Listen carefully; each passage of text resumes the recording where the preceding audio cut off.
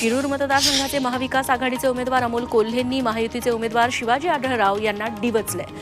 जे नेत्यांच्या मनातील पसंतीचे उमेदवार नाहीत ते जनतेच्या पसंतीचे उमेदवार कसे, असा सवाल त्यांनी जनतेला केला। कान्हूर मेसाईमध्ये प्रचार सभेत ते बोलत होते।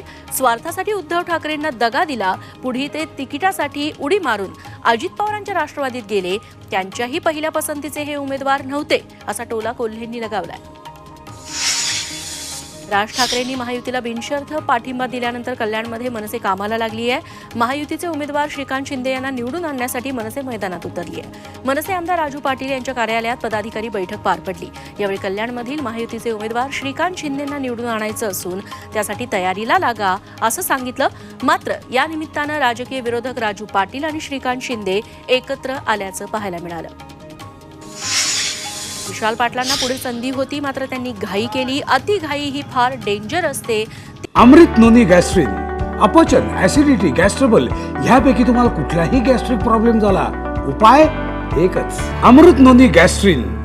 ही घाई त्यांना अडचणीची ठरेल, त्यामुळे विशाल पाटील यांनी थांबावं आणि आघाडीचा धर्म पाळण्यासाठी त्यांनी पुढे यावं, असा सल्ला विजय वडेट्टीवारांनी विशाल पाटलांना दिला। सतेज पाटील घाणेरडं राजकारण करत असाल तर कोल्हापूरची जनता माफ करणार नाही, असा इशारा राजेश क्षीरसागर यांनी दिलाय।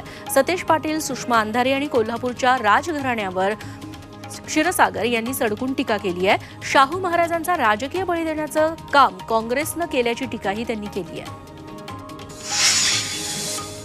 खासदार संजय राऊतांनी फडणवीसांवर निशाणा साधलाय। ज्यांची नावं मिस्टर मुख्यमंत्री घेत आहेत त्या फडणवीस, दरेकर, लाड यांच्यावरील गुन्ह्यांचा तपास का थांबवला, असा सवाल विचारत फडणवीस मुख्यमंत्री असताना त्यांनी विरोधकांचे फोन बेकायदेशीरपणे टॅप केले, मात्र सत्तेत आल्यावर तपास थांबवला।